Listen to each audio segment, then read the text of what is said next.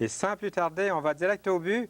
On compte avec Noël au but pour le message. C'est sérieux pourtant. On ne se prend pas au sérieux, mais le message est sérieux. C'est sérieux, Fernand. Ce soir, on a une parabole. Oui. Et c'est une histoire que Jésus racontait à des pharisiens. Et ces gens-là, les pharisiens, c'était des gens très, très légalistes.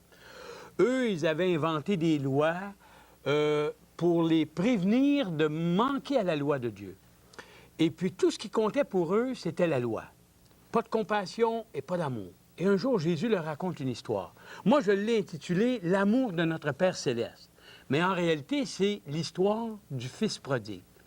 Et je vais la lire. Je vais la lire dans la Bible pour que tous puissent vraiment entendre ce que Jésus a dit. Alors, il est écrit, il dit encore, un homme avait 2 fils. Le plus jeune dit à son père, « Mon père, donne-moi la part de la fortune qui doit me revenir. » Et le père leur partagea son bien. Peu de jours après, le plus jeune fils rassembla tout ce qu'il avait et partit pour un pays lointain où il dissipa sa fortune en vivant dans la débauche. Lorsqu'il eut tout dépensé, une grande famine survint dans ce pays. Et il commença à manquer de tout. Il se lia avec un habitant du pays qui l'envoya dans ses champs pour faire paître les pourceaux. Il aurait bien désiré se rassasier des caroubes que mangeaient les pourceaux, mais personne ne lui en donnait. Rentré en lui-même, autrement dit, il réfléchit, il se dit, « Combien d'employés chez mon père ont du pain en abondance, et moi ici, je péris à cause de la famine. Alors je me lèverai et j'irai vers mon père et je lui dirai, « Père, j'ai péché contre le ciel et envers toi.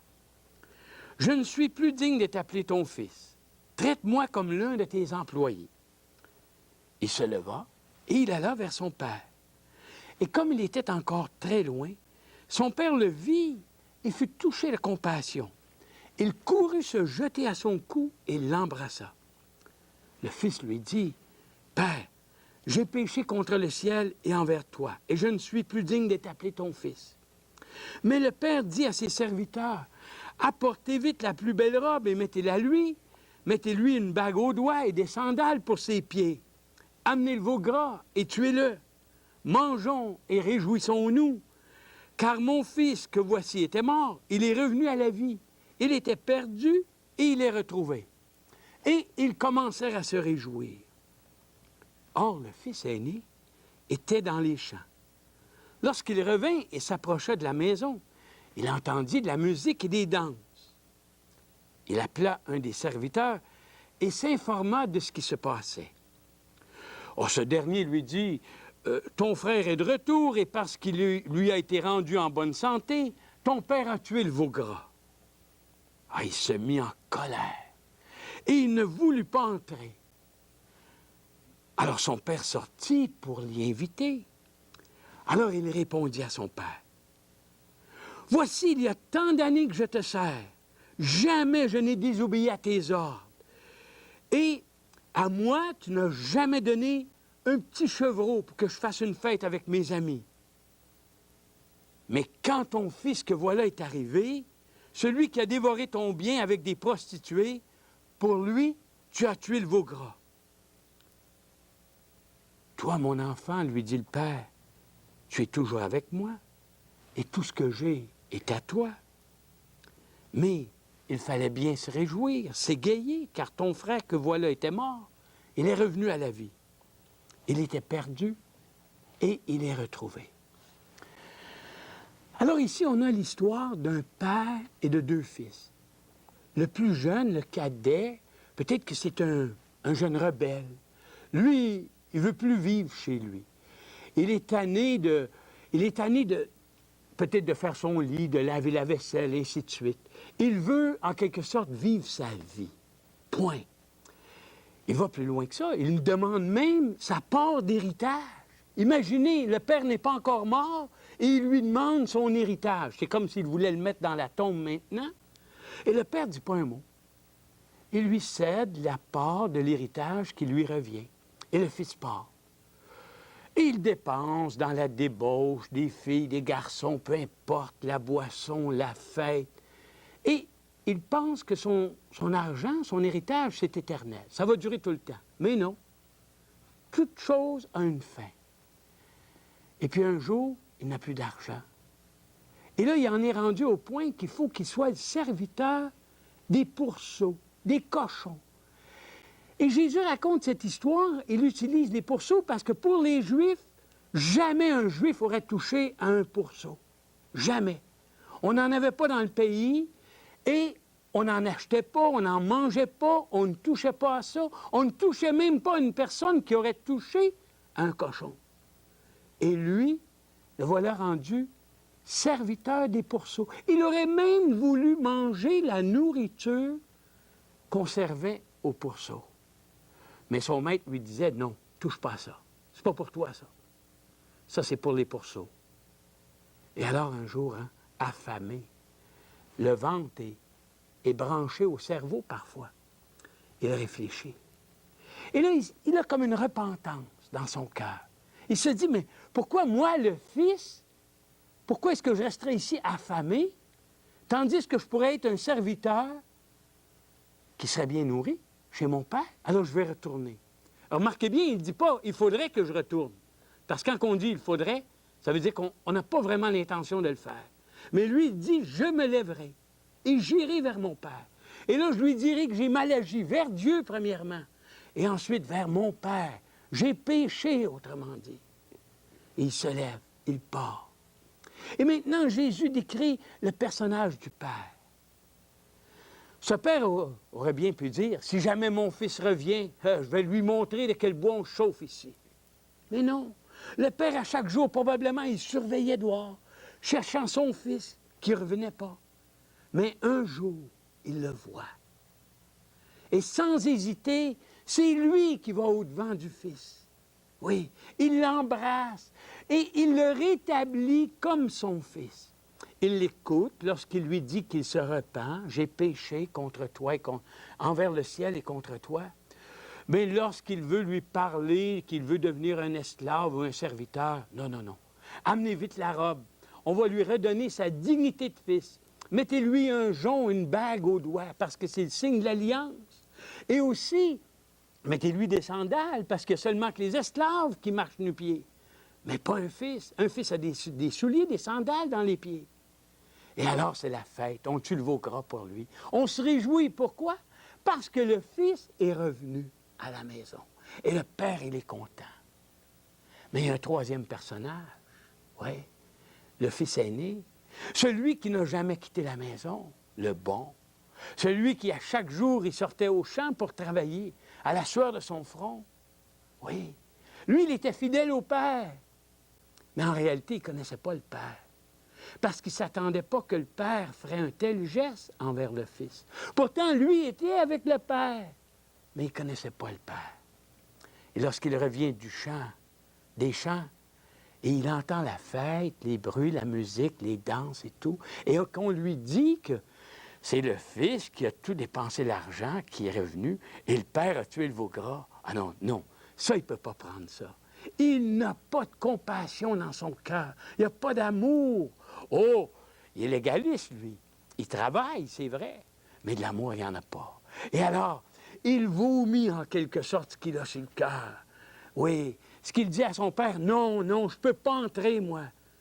À moi qui ai toujours été fidèle, qui t'ai jamais désobéi, qui n'a jamais transgressé tes lois, tes commandements, tu m'as jamais donné un petit chevreau pour que je me réjouisse, moi, avec mes amis. Mais à l'autre, par exemple, oui, l'autre, là, ton fils, lui qui a tout dépensé dans la débauche, ah, pour lui, parce qu'il revient, tu tues le veau gras. Non, je ne rentre pas. Il y a de l'amertume dans le cœur. Et il vient de le vomir. Et Jésus arrête l'histoire là. Deux personnages qui représentent en quelque sorte tout le monde. Oui, il y en a qui disent, moi, je suis un pas bon. Je veux mener ma vie à ma façon. Mais Dieu sort vers eux. Il les accueille. Oui, il les accueille. Peu importe. Pourvu qu'ils se repentent, pourvu qu'ils reconnaissent que Dieu est Dieu et qu'il est un Père compatissant.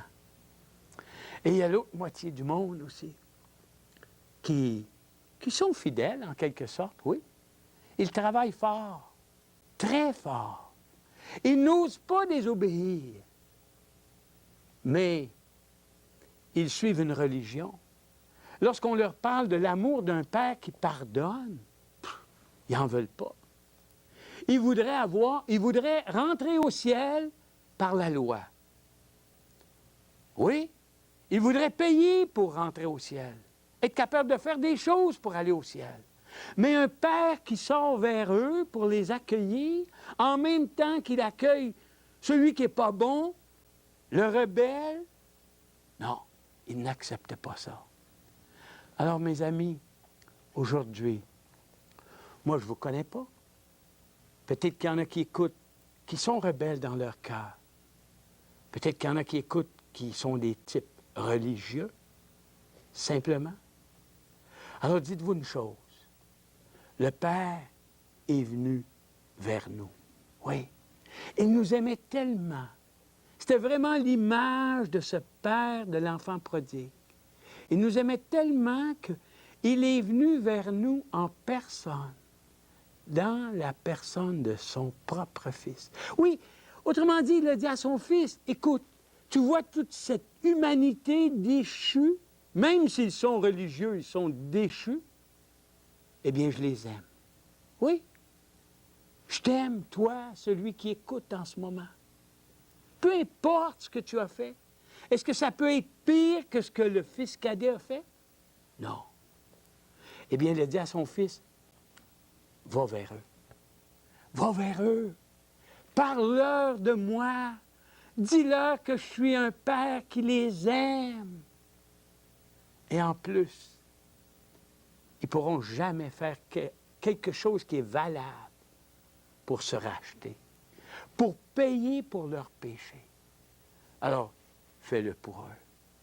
Fais-le pour eux. Meurs sur la croix à leur place. Je dois les juger. Reçois le jugement que je dois leur donner. Oui. Alors, mes amis, tout est accompli maintenant. On n'a pas à faire des œuvres. On n'a pas à être religieux. Non. On a simplement à revenir à la maison. Oui. Revenir à la maison et vous allez rencontrer un Père qui va sortir vers vous, qui va vous accueillir, qui va vous prendre dans ses bras, qui va vous chérir, qui va vous revêtir d'une robe qui est la justice de Jésus-Christ. Peu importe ce que vous aurez fait, il va vous reconnaître comme son fils, assis à la table. Oui. Et il y aura de la joie dans le ciel. Jésus disait qu'il y a plus de joie dans le ciel pour un pécheur qui se repent que pour 99 justes qui ne sentent pas le besoin de se repentir. Alors oui, aujourd'hui, là où vous êtes, peu importe votre vie, votre passé, revenez à Dieu. Venez à lui. Prenez cette décision de vous tourner vers lui et lui va vous accueillir. Merci beaucoup, Noël Aubu. Il fait bon d'appartenir à un tel Père. Oui. Ça va être le titre de la chanson de Caro aujourd'hui. Il fait bon d'appartenir à Dieu, d'appartenir à un tel Papa céleste. Et merci beaucoup pour ce bon message. Je ne sais pas pourquoi on aime toujours l'histoire du Fils prodigue. C'est connu d'à peu près tout le monde.